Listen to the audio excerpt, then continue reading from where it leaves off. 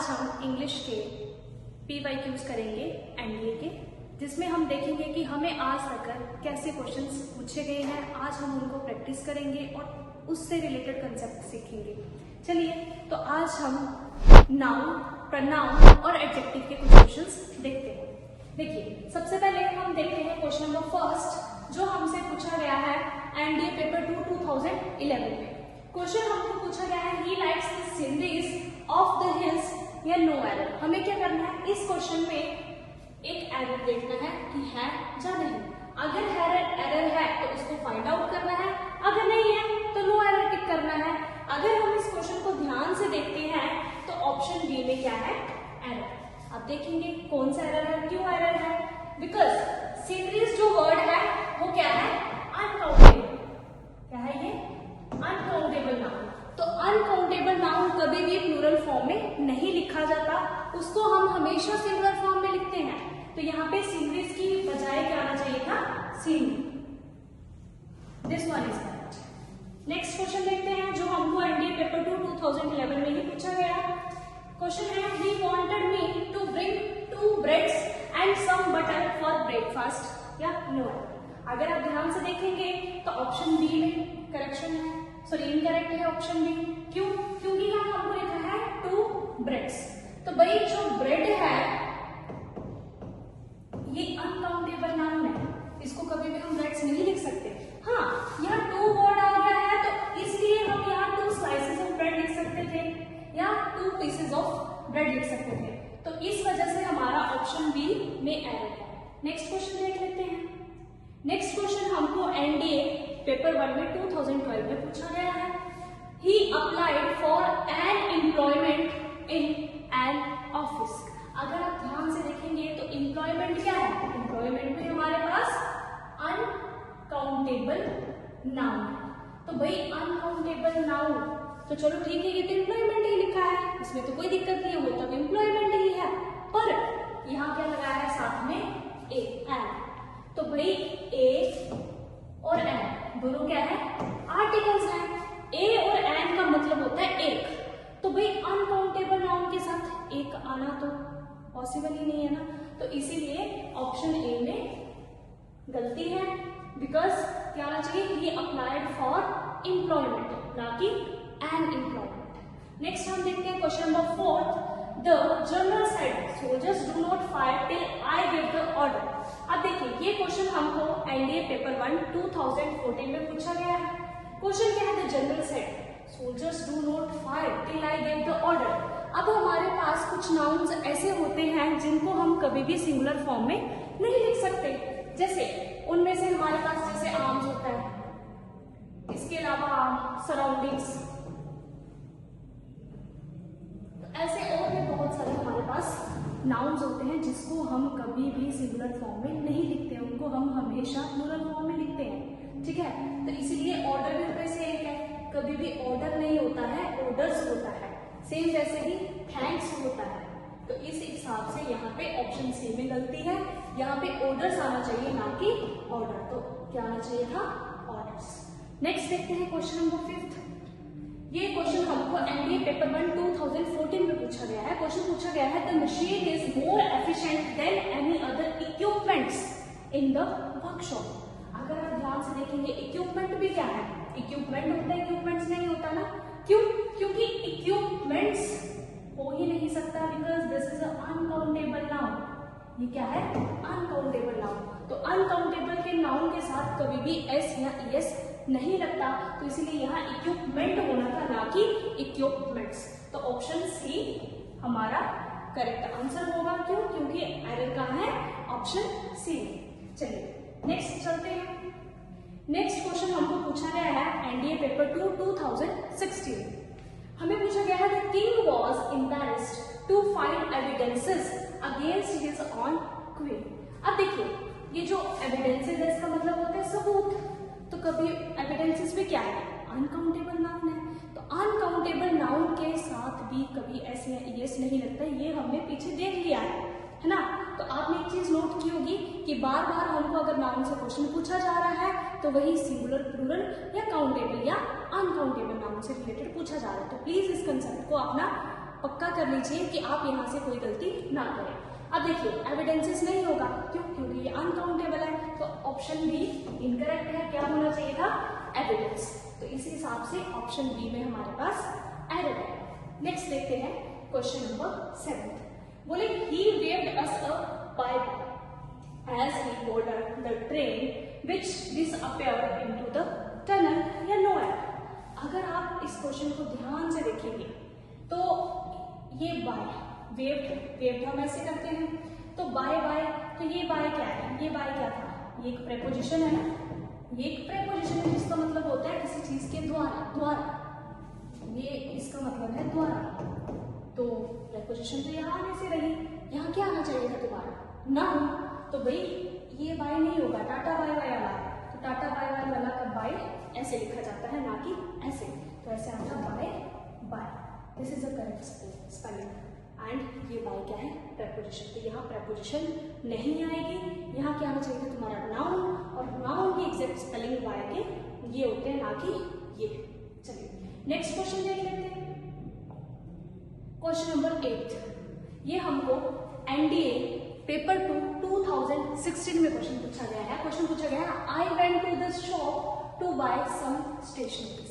अगर आप देखेंगे तो ये जो स्टेशनरीज वर्ड है सेम वही अनकाउंटेबल है, तो स्टेशनरीज तो होना नहीं चाहिए, तो करेक्ट आंसर क्या होना चाहिए हमारे पास? स्टेशनरी। तो नहीं, इंप्रूवमेंट पॉसिबल ही नहीं है। आगे देखिए स्टेशनरीज, ये भी नहीं आएगा। अब option A and option B दोनों में स्टेशनरी है, पर क्या है? स्पेलिंग में चेंजेस है। अब कुछ बच्चे कंफ्यूज हो जाएंगे कि भाई ER वाला होता है, ARY होता है। तो भाई ये जो हम दुकान की बात करें स्टेशनरी की, तो वो ERY होता है, तो इसलिए ऑप्शन ए क्या होगा तुम्हारा करेक्ट आंसर, और ऑप्शन बी ARY इनकरेक्ट होगा। क्यों? क्योंकि ये स्टेशन के लिए हम यूज करते हैं और वो हम दुकान के लिए यूज करते हैं। चलिए नेक्स्ट क्वेश्चन नंबर 9 देखेंगे। बोले the teacher asked his students if they had gone through either of the 3 chapter included in the prescribed text या नो एरर। ये क्वेश्चन हमको एनडीए पेपर 2 2011 में पूछा गया है। अब अगर आप ध्यान से देखेंगे तो मैंने आपको प्रोनाउन पढ़ाया हुआ है, उसमें से ये क्वेश्चन पूछा गया है। अब देखिए यहाँ तुम्हारे पास क्या है जी? ईदर का यूज हम किस लिए करते हैं? अगर हमारे पास 2 एलिमेंट्स हो, क्या हो? 2 एलिमेंट्स। तो यहाँ पे कितने एलिमेंट्स दिए? 3 चैप्टर की बात की है। 2 एलिमेंट्स के लिए तो हम ईदर का यूज करते हैं। अगर मोर देन 2 एलिमेंट्स हो, ईदर और नीदर का यूज हम 2 एलिमेंट्स के लिए करते हैं। तो यहाँ पे हमारे पास 3 है, तो इट मीन्स यहाँ ईदर तो नहीं आएगा, तो ऑप्शन सी में गलती है। अब हम साथ में ये भी देख सकते हैं कि अगर यहाँ गलत है तो इसको हम करेक्ट कैसे करेंगे, है ना? करेक्शन भी तो होगी। अगर 2 एलिमेंट्स के लिए हम ईदर या नीदर का यूज करते हैं, तो अगर मोर देन 2 हो तो किसका यूज करेंगे? तब हम यूज करते हैं एनी का और नन का। तो इस हिसाब से यहाँ क्या आना चाहिए था? Any of the 3 chapters. So next question पे चलते हैं। आगे देखेंगे क्वेश्चन नंबर 10, जो क्वेश्चन हमको एनडीए पेपर 1 2012 में पूछा गया है। क्वेश्चन क्या पूछा गया है? Each of them have a different version of the crime या नो एरर। तो अगर आप इसको ध्यान से देखोगे तो ये जो ईच वर्ड है ना, आपको मैंने ये पढ़ाया है डिस्ट्रीब्यूटिव प्रोनाउन। क्या है ये? Distributive pronoun.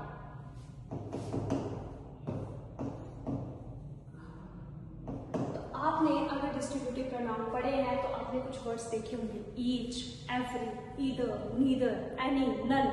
तो अगर ये सब डिस्ट्रीब्यूटिव प्रोनाउन है तो डिस्ट्रीब्यूटिव प्रोनाउन के साथ हमेशा सिंगुलर वर्ब आती है। हमेशा क्या आती है? Singular verb. तो यहाँ पे क्या लगाया है? हैव कौन सी वर्ब है? Plural verb. तो भाई ये देखो, ऑफ क्या है तुम्हारे पास? प्रेपोजिशन, और प्रेपोजिशन से पहले जो वर्ड यूज किया है वो हमारा रहता है मेन सब्जेक्ट। तो मेन सब्जेक्ट के अकॉर्डिंग ही हम वर्ब का यूज करते हैं। तो अगर हमारा मेन सब्जेक्ट सिंगुलर है ना, तो इसके साथ हम वर्ब भी सिंगुलर ही लगाएंगे। क्यों? क्योंकि मैंने आपको पहले पढ़ाया है जितने भी डिस्ट्रीब्यूटिव प्रोनाउन है ये अपने साथ हमेशा सिंगुलर वर्ब ही लेकर के आते हैं। तो यहाँ सिंगुलर वर्ब क्या होगी? हैज। तो ऑप्शन बी में क्या है? गलती। नेक्स्ट चलते हैं क्वेश्चन नंबर 11 पे। I and Gopal went to the meeting together या नो एरर। ये आपको एनडीए एग्जाम में पेपर 2 में 2012 में पूछा गया है। आई एंड गोपाल। अब देखो, अगर आपको ऑर्डर्स ऑफ प्रोनाउन पता होंगे, ऑर्डर ऑफ प्रोनाउन आपने पढ़े होंगे, है ना? तो होता क्या है, हमारे पास दो तरीके के ऑर्डर होते हैं। एक होता है जब हमारे पास सारे ही प्रोनाउन सिंगुलर हैं उस टाइम के ऑर्डर, और एक ऐसा होता है जब हमारे पास सारे ही प्रोनाउन प्लूरल फॉर्म में है, एक वैसा ऑर्डर। अब देखो, ये दोनों सिंगुलर है। जब हमारे पास सिंगुलर प्रोनाउन हो, है ना, इधर लिख देती हूँ, when we have singular pronoun, उस टाइम पे अगर आपके पास कोई पॉजिटिव स्टेटमेंट है और अगर आपके पास नेगेटिव स्टेटमेंट है, दोनों का अलग अलग तरीका होता है। पॉजिटिव स्टेटमेंट के लिए तुम क्या करते हो? 2, 3, 1 का स्ट्रक्चर फॉलो करते हो, और नेगेटिव के लिए 1, 2 और 3 का स्ट्रक्चर फॉलो करेंगे। अब देखो, 2 का मतलब है सेकंड पर्सन, 3 का मतलब है थर्ड पर्सन एंड 1 का मतलब है फर्स्ट पर्सन। तो इस हिसाब से ये पॉजिटिव स्टेटमेंट है, तो हमारे पास स्टेटमेंट क्या बनी चाहिए थी? 2, 3, 1, पहले सेकंड पर्सन, फिर थर्ड पर्सन, फिर फर्स्ट पर्सन। तो अब देखो, आई कौन सा पर्सन है? फर्स्ट पर्सन हुआ, है ना? तो फर्स्ट पर्सन हमारा लास्ट में आना चाहिए था। गोपाल कौन सा है? थर्ड पर्सन है ना? तो पहले 2, 3, 1 होना चाहिए था। फर्स्ट सेकंड पर्सन तो है नहीं, तो सेकंड पर्सन नहीं आएगा, तो ऑर्डर क्या बनना चाहिए था? थर्ड पर्सन और फर्स्ट पर्सन। तो इसी हिसाब से क्या आना चाहिए था? Gopal and I. ठीक है, तो इस हिसाब से ऑप्शन ए में हमारी गलती थी। नेक्स्ट देखते हैं क्वेश्चन नंबर 12। बोले he told his friends that each of them should be able to carry out the orders oneself या no error। ये आपको एनडीए पेपर 2 2012 में क्वेश्चन पूछा गया है। अब देखिए, यहाँ each है, each के अकॉर्डिंग यहाँ oneself नहीं आएगा, यहाँ क्या आना चाहिए? himself। यहाँ क्या आना चाहिए? himself। हाँ, अगर यहाँ 1 लिखा होता ना, फिर उस हिसाब से हमारा oneself आ सकता था, पर यहाँ पे each लिखा है, तो इस हिसाब से हमारा क्या आएगा? himself। तो इस हिसाब से ऑप्शन सी में गलती है। चलिए नेक्स्ट देखते हैं क्वेश्चन नंबर 13। ये हमको एनडीए पेपर 2 2016 में पूछा गया है। बोले the couple seem to love one another. अब देखो, वन अनदर का यूज हम किस लिए करते हैं? वन अनदर का यूज करते हैं मोर देन 2 के लिए। इसके लिए मोर देन 2 के लिए। अगर बात की गई है कपल की, तो कपल में बेसिकली है ना, ये तो जनरल सी बात है, कपल सिर्फ 2 जने हो सकते हैं ना, है ना? तो 2 जनों के लिए क्या यूज करेंगे? एवरी अदर का यूज पॉसिबल ही नहीं है, ईच का यूज भी नहीं करेंगे, तो इंप्रूवमेंट तो होनी है। तो ये ऑप्शन भी कट गया। ऑप्शन हमारे पास सी है, ईच अदर। क्यों? अगर हमारे पास 2 एलिमेंट्स हैं तब हम ईच अदर का यूज करते हैं, अगर मोर देन 2 है तो हम वन अनदर का यूज करते हैं। तो ये वन अनदर, ईच अदर, ये दोनों क्या है? Reciprocal pronoun. दोनों क्या है? ये रेसिप्रोकल प्रोनाउन। और अगर हमारे पास कोई 2 पर्सन दिए हैं तो हम ईच अदर का यूज करेंगे, और अगर मोर देन 2 दिए हैं तो वन अनदर का यूज करेंगे। चलिए आगे क्वेश्चन देख लेते हैं। Question number 14। बोले यहाँ थोड़ा सा गलती हो गई है, यहाँ ऑक्सीजन आएगा। चलिए यहाँ आएगा oxygen. The oxygen content of mass is not sufficient and enough to support life as we know it. अब एक चीज देखिएगा, सफिशिएंट और इनफ दोनों सेम मीनिंग कन्वे कर रहे हैं। सफिशिएंट का भी सेम मीनिंग है और इनफ का भी सेम मीनिंग है। तो भाई 2 एडजेक्टिव एक साथ कैसे आ सकते हैं? पॉसिबल है? पॉसिबल ही नहीं है। बिल्कुल आ भी सकते हैं, बट जब दोनों ही एक ही मीनिंग कन्वे कर रहे हैं तो दोनों का एक साथ आने का क्या मतलब है? बिल्कुल नहीं। जहां तो हम सफिशिएंट लिखेंगे, जहां हम इनफ लिखेंगे। तो इस हिसाब से ऑप्शन बी में गलती है, तो हमारा ऑप्शन बी करेक्ट आंसर होगा। चलिए नेक्स्ट देखते हैं। नेक्स्ट हमारे पास क्वेश्चन नंबर 15 है। ठीक है, बोले as I prefer coffee than tea, my friends always take the trouble to get me a cup of coffee whenever I visit them. अब देखो, हमारे पास क्या पूछा है? As I prefer coffee than. अब मेरी बात सुनो, हम एडजेक्टिव में देन लगाते हैं कंपैरेटिव डिग्री में, सही बात है, लगता है, पर कुछ वर्ड्स ऐसे होते हैं जैसे प्रेफर, है ना, सीनियर, जूनियर, एल्डर, ऐसे कुछ वर्ड्स होते हैं। ठीक है, मैंने आपको लिखवाए नहीं है ऐसे कुछ वर्ड्स। ऐसे कुछ वर्ड्स हैं जो अपने साथ देन को छोड़ करके टू प्रेपोजिशन का यूज करते हैं। इनके साथ हमेशा क्या आता है, टू प्रेपोजिशन, ना कि देन। तो इस हिसाब से यहाँ देन नहीं आना चाहिए, यहाँ क्या आना चाहिए था, टू। तो देन गलत है, तो इस हिसाब से हमारा ऑप्शन ए करेक्ट आंसर होगा। क्यों? क्योंकि ऑप्शन ए में हमारा एरर है। तो ऐसी ही और इंफॉर्मेटिव वीडियोस के लिए हमारे साथ कांटेक्ट करें। जय हिंद।